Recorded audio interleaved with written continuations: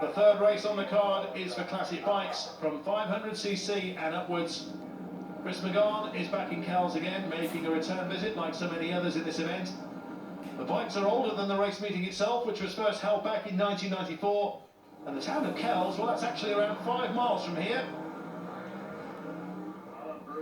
Activity on the starting grid, and we look to be going any moment now. They don't want to keep them holding too long. In fact, they don't. As away we go, and it looks like a good start from Mark McGaw. He starts to lay down the power. Behind him is John Scott, bike 11. Billy Lyle, third place. Alan Brew, another on the move. Second wave away. Gary Hutton looking quick, and followed by O'Sullivan, Henry, and McGann. But it's Mark McGaw on the Sealy Westlake machine who leads them to McGee's for the first time. The Scott, well, he's building up an impressive lead, isn't he, over the opening 100 yards or so. John Scott in second, Billy Lyle third, just ahead of Alan Brew. Or maybe not, as the other man rider slots into third. Behind them, it's Rob McCrum, Barry Jameson and Alex Conroy. So a somewhat eclectic mix of riders and machines. Plenty of Sealy bikes in there for the purists. There's one or two Hondas, which may bring the odd smirk, but shouldn't really.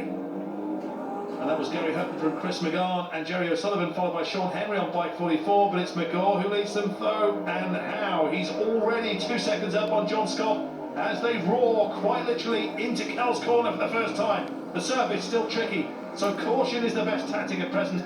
And despite the conditions, this is an impressive opening salvo from McGaw. He hails from Kilmarnock, and he's quite literally a flying Scotsman as he approaches the area known as the sweep. And then, of course, it's on to the famous jumps. A good dice for third, led by Brew, who's made the journey from the Isle of Man to be here. He's got Lyle right behind him. And they may not be at the front, but they look set for a cracking duel. McGaw looks like he's pulled further ahead. It's around 4 seconds from John Scott on the Triumph. And here's the battle of the third on the road. Still Brew from Lyle, with Rob McCrum keeping ahead of Gary Jameson. And we're on the approach to Adelaide Corner. The rain is starting to come down again. Lack of adhesion flag displayed. McGaw continues to stick it to the rest. A good lead on this opening lap from Scott. Here they come into the turn. Number 4. Oh, mistake there from Billy Lyle. A misgear perhaps, but it's cost him a couple of seconds.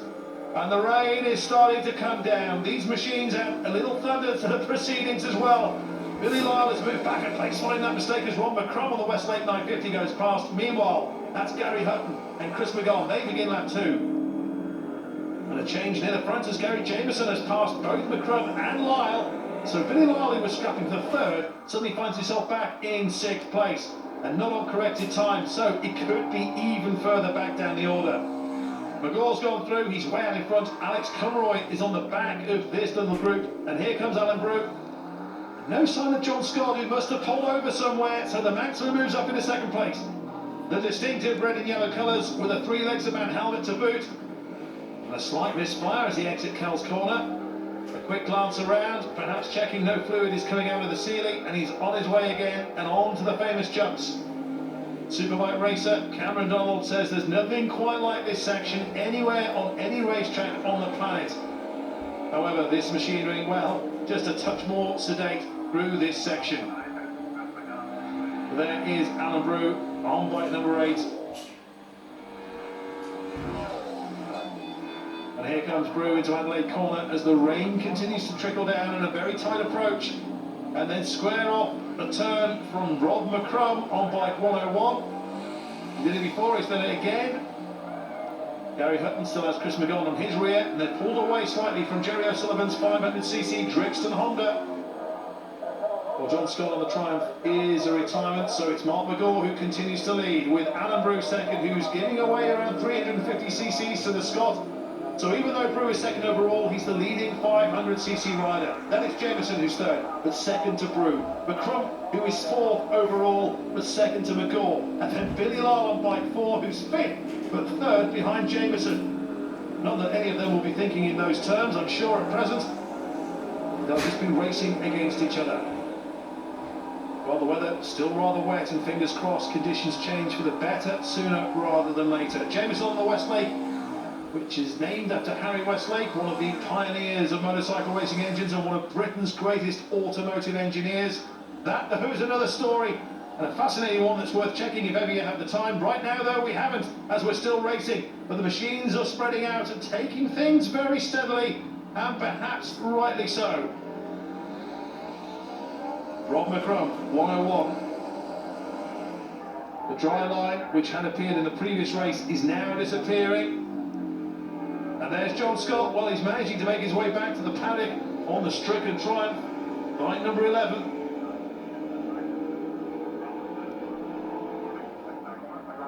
Reliability, half the battle with these machines, let alone the people you're racing against. Certainly parts, etc. for bikes like these, not as widely available, so a lot of ingenuity comes into play on the behalf of those who race and prepare these bikes. As McCrum, again a tight line into the turn. And here's one example of unreliability, unfortunately, for John Scott, who was second behind McGaw, and a comfortable second at that, or so it seemed, until something went wrong. Mark McGaw on the Sealy Westlake, so that will be a Sealy frame and a Westlake engine sat firmly inside. Battle for second, still far from over, of course, as we look at Rob McCrum once again. And if anything, I'd suggest that Gary Jameson on the 500 Honda Black Bomber is closing in on Alan Brew, who's on the Colin Sealy G50 500cc bike, which is something like 40 plus years old. The weather's still not too pleasant, but the road racing fans appear to be dedicated road racing fans. Still plenty of supporters around the track, despite the conditions, as Brew, Jameson and McCrum tentatively approach Kells corner. It's Brew on bike number 8, Jameson on bike 5, McCrum on 101. And they're not cheap either, these machines. It's not just a love of racing, it's a love of racing and the bikes they're racing on, which gets these men onto the saddle, even in conditions such as these. Well, Billy Lyle is struggling to keep up with the 3 men in front of him. He should cut, there he is, coming into the picture now. Now there could be a change of position as McCrum looks to draw up alongside Jameson. Oh, he does! He goes past, so McCrum on the move. And on the more powerful Westlake, he eased his way to third overall, and again, he takes a very tight line into Adelaide, and it's what he's comfortable with as they count off another lap. It's Mark McGaw who's still well in front. His lead to around 20 seconds. It's all eyes on this menage a trois involving Alan Brew, Rob McCrum, and Gary Jameson. That's Jerry O'Sullivan on the 500 Drixton Honda, but he's on his way again. Well, we were hoping for a break in the weather, but we're still waiting, and you'd have to say the rain has had a bearing on this race. No one really getting a chance to open up their machines because of the conditions. Although this man has not let the elements get the better of him, or it certainly appears that way.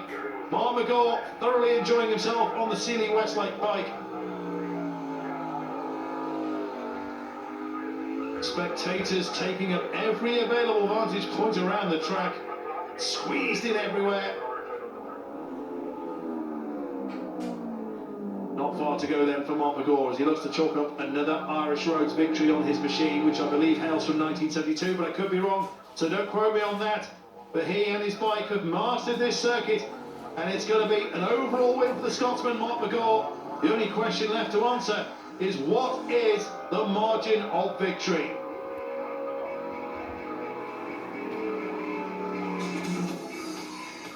And the answer to that question, just over 26 seconds from